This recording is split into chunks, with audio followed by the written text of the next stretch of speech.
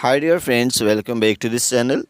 Today in this video I will show you how to turn on activity status on TikTok, because when you will turn on activity status, your followers friends can see you are inactive on TikTok, and they can start conversations, comment, like etc with you.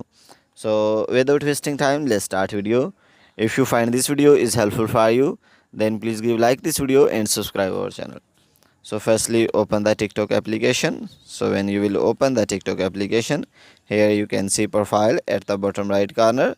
So after this you can see three lines on the top right corner. So click on it, then click on setting and privacy. So after this you can see privacy option, so click on privacy, and here this is the options of activity status. So click on activity status and turn it on.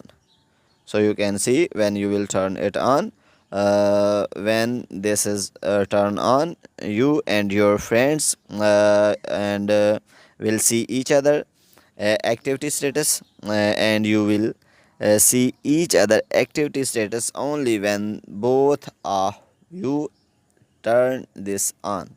So guys, in this way you can turn on activity status on the TikTok. If this video is helpful for you, then please give like this video and subscribe our channel. Thanks for watching.